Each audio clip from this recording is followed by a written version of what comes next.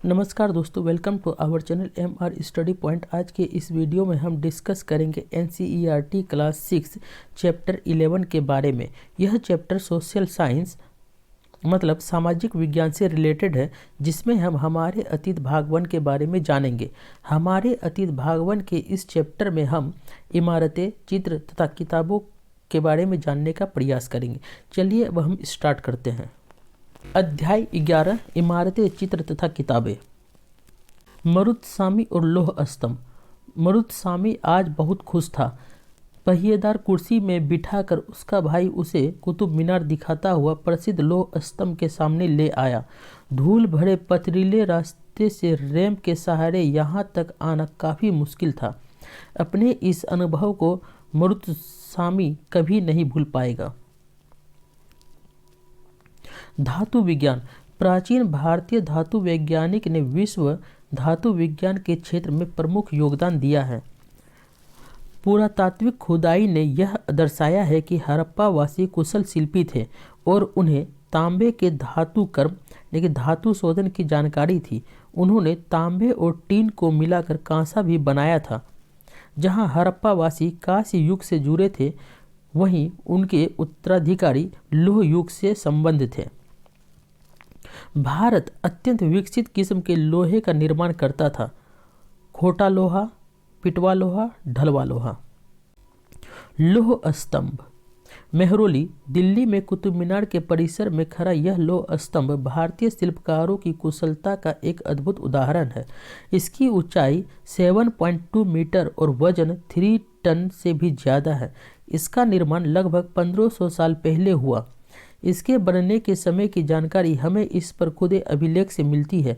इसमें चंद्र नाम के एक शासक का जिक्र है जो संभवतः गुप्त वंश अध्याय 10 के थे। आश्चर्य की बात यह है कि इतने वर्षों के बाद भी इसमें जंग नहीं लगा है। ईंटों तथा पत्थरों की इमारतें। हमारे शिल्पकारों की कुशलता के नमूने स्तूपों जैसी कुछ इमारतों में देखने को मिलते हैं।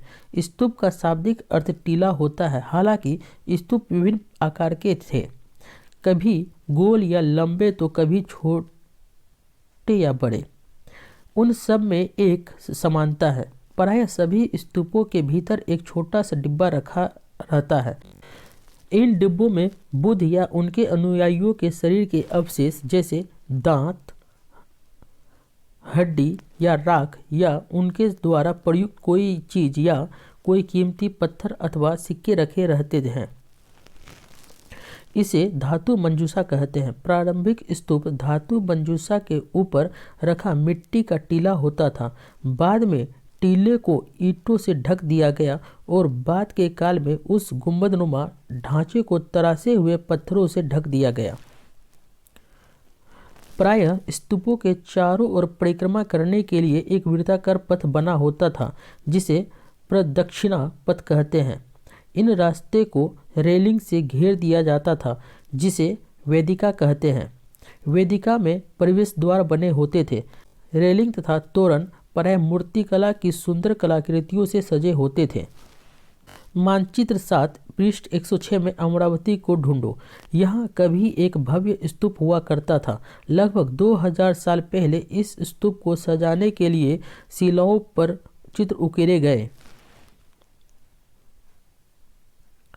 कई बार पहाड़ियों को काटकर बनावटी गुफाएं बनाई जाती थी। इस तरह की कई गुफाओं का मूर्तियों तथा चित्रों द्वारा सजाया जाता था। इस काल में कुछ आरंभिक हिंदू मंदिरों का भी निर्माण किया गया। इन मंदिरों में विष्णु, शिव तथा दुर्गा जैसे देवी देवताओं की पूजा होती थी। मंदिरों का सबसे महत्वपूर्ण भाग गर्भगृह होता था, जहां मुख्य देवी या देवता की मूर्ति को रखा जाता था। इसी स्थान पर पुरोहित धार्मिक अनुष्ठान करते थे और भक्त पूजा करते थे। अक्सर गर्भगृह को एक पवित्र स्थान के रूप में दिखाने के लिए भीतरगांव जैसे मंदिरों में उसके ऊपर काफ़ी ऊंचाई तक निर्माण किया जाता था, जिसे शिखर कहते थे। शिखर निर्माण के कठिन कार्य के लिए सावधानी से योजना बनानी पड़ती थी। अधिकतर मंदिरों में मंडप नाम की एक जगह होती थी। यह एक सभागार होता था जहां लोग इकट्ठा होते थे। मानचित्र 7 पृष्ठ 105 में महाबलीपुरम और ऐहोल को ढूंढो। इन शहरों में पत्थरों से बने कुछ उत्कृष्ट मंदिर हैं। इनमें से कुछ यहाँ दिखाए गए हैं। ऊपर सांची का महान स्तूप, मध्य प्रदेश। इस तरह के स्तूपों का निर्माण कई सौ सालों तक चलता रहा। इस स्तूप में ईंटों का प्रयोग संभवतः अशोक के जमाने का है, जबकि रेलिंग और प्रवेश द्वार बाद के शासकों के काल में जोड़े गए। उत्तर प्रदेश भीतरगांव का एक आरंभिक मंदिर, यह लगभग 1500 साल पहले पक्की ईंटों तथा पत्थरों से बनाया गया था। दाएं में है महाबलीपुरम के एकाश्म मंदिर। इनमें से प्रत्येक मंदिर एक ही विशाल पहाड़ी को तराशकर बनाया गया है, इसलिए इन्हें एकाश्म या फिर मोनोलिथ कहा जाता है। ईंटों से बनाए जाने वाले मंदिरों से यह बिल्कुल भिन्न होते थे। ईंट से बनी इमारतों में नीचे से ईंटों की एक एक तह जोड़ते हुए उसे ऊपर की ओर ले जाते हैं, जबकि चट्टान तराश कर बनाए जाने वाले मंदिरों को पत्थर काटने वाले ऊपर से नीचे के क्रम में बनाते हैं। इन मंदिरों को बनाते समय पत्थर काटने वालों को किन किन समस्याओं का सामना करना पड़ता होगा। दाएं में है ऐहोल का दुर्गा मंदिर। यह लगभग 1400 साल पहले बनाया गया था। स्तूप तथा मंदिर किस तरह बनाए जाते थे। स्तूपों तथा मंदिरों को बनाने की प्रक्रिया में कई अवस्थाएं आती थी। इसके लिए काफ़ी धन खर्च होता था, इसलिए आमतौर पर राजा या रानी ही इन्हें बनवाने का निश्चय करते थे। पहला काम अच्छे किस्म के पत्थर ढूंढकर शिलाखंडों को खोदकर निकालना होता था। फिर मंदिर या स्तूप के लिए सोच विचार कर तय किए गए स्थान पर शिलाखंडों को पहुंचाना होता था। यहाँ पत्थरों को काट छाट कर तराशने के बाद खंभों, दीवारों की चौखटों, फर्शों तथा छतों का आकार दिया जाता था। इन सब के तैयार हो जाने पर सही जगहों पर उन्हें लगाना काफ़ी मुश्किल का काम था। इस तरह के शानदार ढांचों का निर्माण करने वाले शिल्पकारों का सारा खर्च संभवतः राजा रानी ही देते थे। इसके अतिरिक्त इन स्तूपों या मंदिरों में आने वाले भक्त जो उपहार अपने साथ लाते थे, उनसे इमारत की सजावट की जाती थी। जैसे हाथी दांत का काम करने वाले श्रमिकों से संघ ने सांची के एक अलंकृत प्रवेश द्वार यानी कि तोरण को बनाने का खर्च दिया था। इनकी सजावट के लिए पैसे देने वालों में व्यापारी, कृषक, माला बनाने वाले, इत्र बनाने वाले, लोहार, सुनार तथा ऐसे कई स्त्री पुरुष शामिल थे जिनके नाम शंखों, रेलिंगों तथा दीवारों पर खुदे हैं। इसलिए जब तुम इन स्थानों को देखने जाओ तो याद रखना कि कितने सारे लोगों ने इन्हें बनाने और सजाने में अपना योगदान दिया था। बाएं उड़ीसा का जैन मठ, एक पहाड़ी को खोदकर इस 2 मंजिली इमारत को बनाया गया है। कमरे के प्रवेश द्वारों को ध्यान से देखो, इनमें जैन भिक्षु रहते और ध्यान करते थे। चित्रकला, मानचित्र 7 में अजंता को ढूंढो। यह वह जगह है जहाँ के पहाड़ों में सैकड़ों सालों के दौरान कई गुफाएं खोदी गई। इनमें से ज़्यादातर बौद्ध भिक्षुओं के लिए बनाए गए विहार थे। इनमें से कुछ को चित्रों द्वारा सजाया गया था। यहाँ इनके कुछ उदाहरण दिए गए हैं। गुफाओं के अंदर अंधेरा होने के वजह से अधिकांश चित्र मशालों की रोशनी में बनाए गए थे। इन चित्रों के रंग 1500 साल बाद भी चमकदार है। ये रंग पौधों तथा खनिजों से बनाए गए थे। इन महान कृतियों को बनाने वाले कलाकार अज्ञात हैं।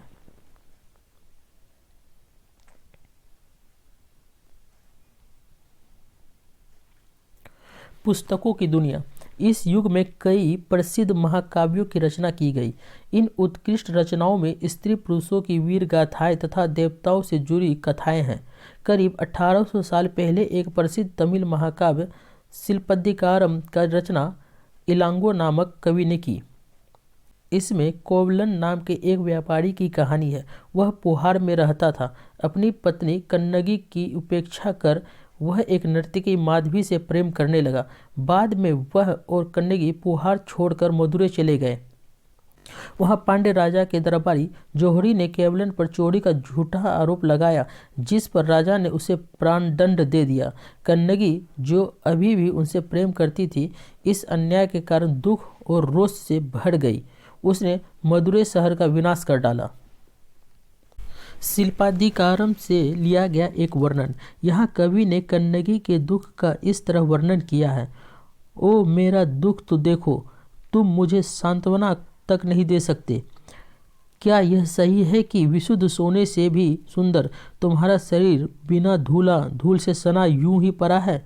यह कहाँ का न्याय है कि गोधूली की इस स्वर्णिम आभा में फूलमाला से ढके सुंदर वक्षस्थल वाले तुम जमीन पर गिरे पड़े हो।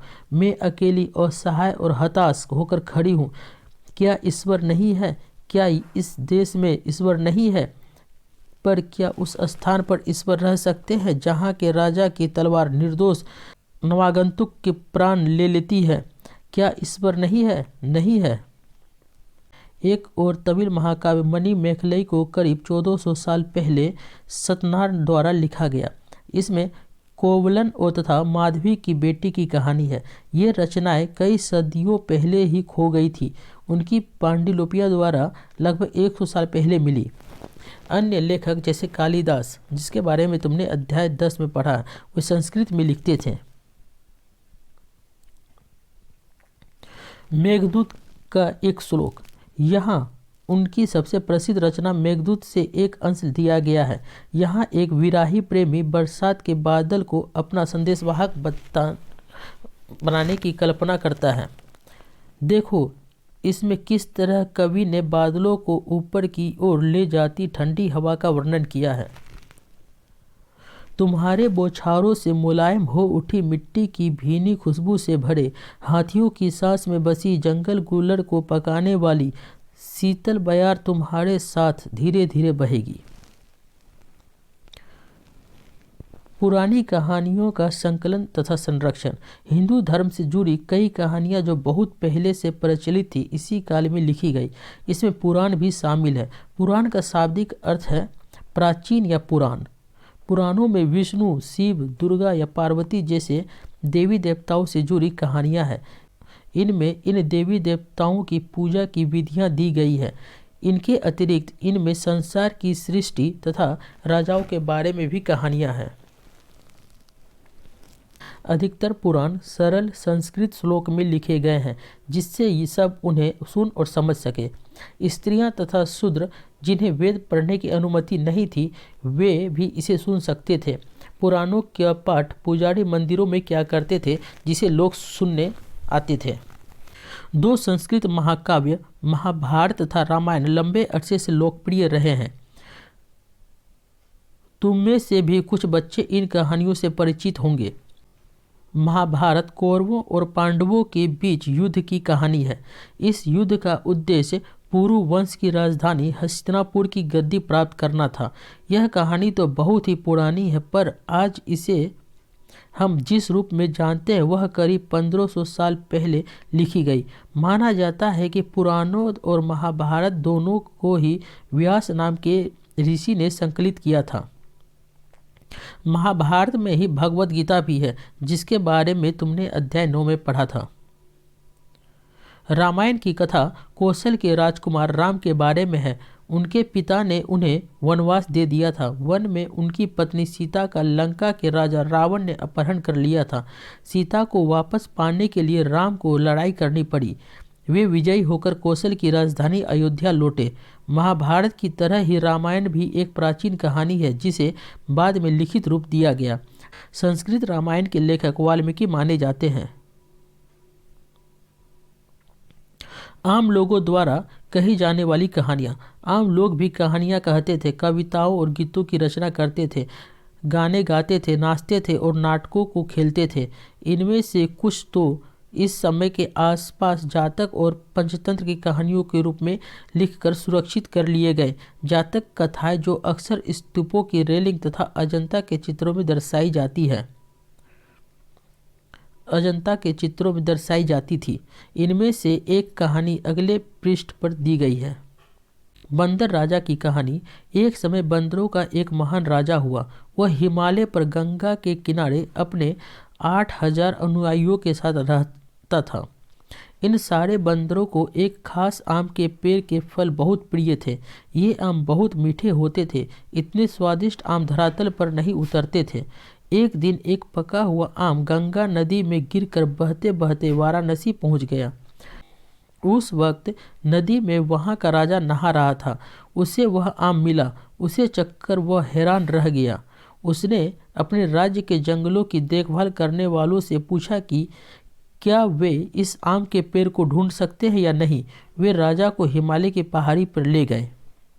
वहां पहुंचकर राजा तथा उसके दरबारियों ने खूब आम खाए। रात में राजा ने देखा कि बंदर भी पके आमों का मजा ले रहे हैं। राजा को यह बात बुरी लगी और उसने उन्हें मार डालने का फैसला किया। बंदरों के राजा ने अपनी प्रजा को बचाने की एक योजना बनाई। उसने आम के पेड़ की टहनियों को तोड़कर उन्हें आपस में बांधकर नदी पर एक पुल बनाया।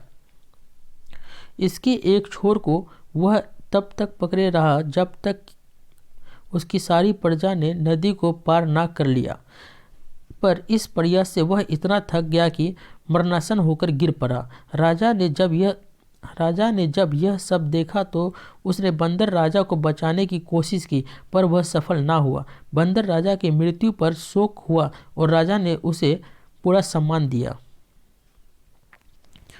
मध्य भारत में भड़भूत के एक स्तूप से मिले एक पत्थर पर उकेरे गए चित्र में इसे दिखाया गया है।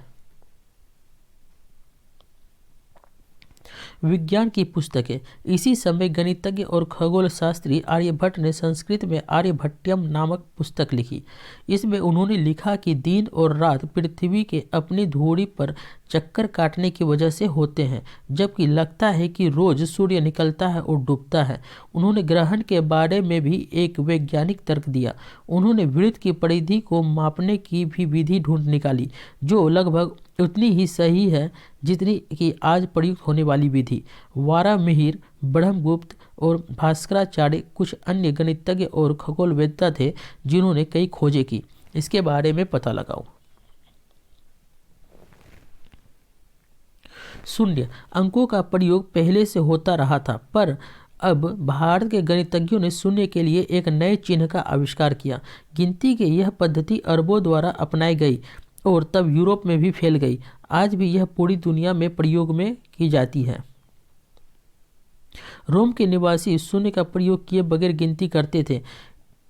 उसके बारे में भी जानकारी हासिल करने की कोशिश करो।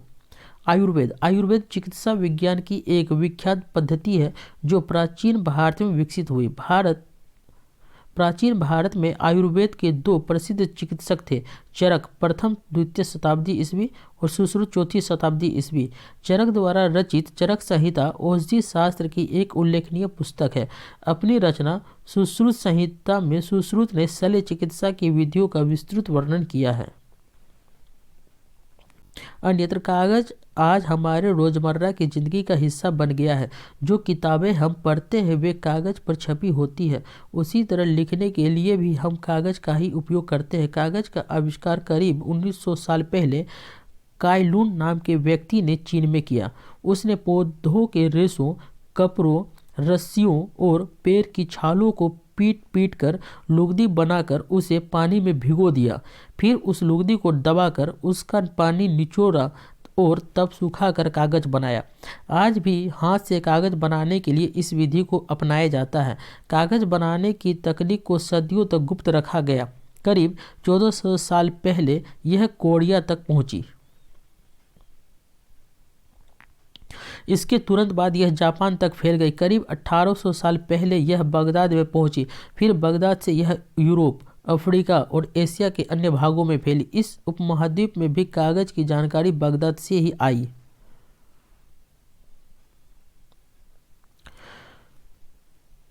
कुछ महत्वपूर्ण तिथियां। स्तूप निर्माण की शुरुआत 2300 साल पहले, अमरावती 2000 साल पहले, कालिदास 1600 साल पहले, लोह स्तंभ भीतर गांव का मंदिर, अजंता की चित्रकारी आर्यभट्ट 1500 वर्ष पहले, दुर्गा मंदिर 1400 वर्ष पहले। इस तरह से हमारा यह चैप्टर समाप्त होता है। धन्यवाद। अगर आपको स्टडी रिलेटेड यह कंटेंट पसंद आया है तो चैनल को सब्सक्राइब करना न भूलें और वीडियो को लाइक और शेयर करें। धन्यवाद। तिथियों पर एक नज़र। इस पूरी पुस्तक में हमने वर्ष 2000 के शुरुआती बिंदु के रूप में रखकर घटनाओं, प्रतिक्रियाओं के होने की अनुमति, तिथियों की जानकारी दी है। पर अन्य पुस्तकें जो तुम पढ़ते होगे उनमें तिथियां अलग तरह की लिखी होंगी। इस पुस्तक में इन तिथियों के पहले करीब या लगभग लिखा गया है। जैसा कि पुरापाषाण युग अध्याय 2 के लिए तिथियां लाखों वर्ष पहले के रूप में लिखी गई है। मेहरगढ़ अध्याय 2 में कृषि और तथा पशुपालन की शुरुआत की तिथि लगभग 6000 ईसा पूर्व दी गई है। हड़प्पा के नगरों का विकास लगभग 2700 से 1900 ईसा पूर्व के बीच। ऋग्वेद की रचना का काल लगभग 1500 से 1000 ईसा पूर्व के बीच। महाजनपदों तथा गंगा के मैदानी इलाकों में नगरों का विकास तथा उपनिषद, जैन धर्म तथा बौद्ध धर्म से जुड़े विचारों का उदय लगभग 500 ईसा पूर्व। पश्चिमोत्तर में सिकंदर का आक्रमण लगभग 327 से 325 ईसा पूर्व। चंद्रगुप्त मौर्य का राजा बनना लगभग 321 ईसा पूर्व। अशोक का शासनकाल लगभग 272 या 268 ईसा पूर्व से 231 ईसा पूर्व के बीच। संगम साहित्य की रचना लगभग 300 ईसा पूर्व से 300 ईस्वी तक। कनिष्क का शासनकाल लगभग 78 ईस्वी से 100 ईस्वी। गुप्त साम्राज्य की स्थापना लगभग 320 ईस्वी। वल्लभी की परिषद में जैन साहित्य का संकलन लगभग 512 या 521 ईस्वी। हर्षवर्धन का शासनकाल 606 से 647 ईस्वी। चीनी यात्री स्वयं सांग का भारत आगमन 630 से 643। पुलकेशिन द्वितीय का शासन 609 से 642। कुछ घटनाओं के लिए, जैसे कि अशोक के शासन की शुरुआत की तिथि के रूप में, तुम्हें एक से अधिक तिथियां देखने को मिल सकती है। ऐसा इसलिए है क्योंकि इतिहासकार इस बात पर एक मत नहीं हो पाए हैं कि सही तिथि क्या है। प्रश्नवाचक चिन्ह के साथ दी गई तिथियां इस बात का संकेत करती कि तिथियां निश्चित नहीं है। इस तरह से एनसीईआरटी क्लास 6 का सोशल साइंस मतलब सामाजिक विज्ञान खत्म होता है।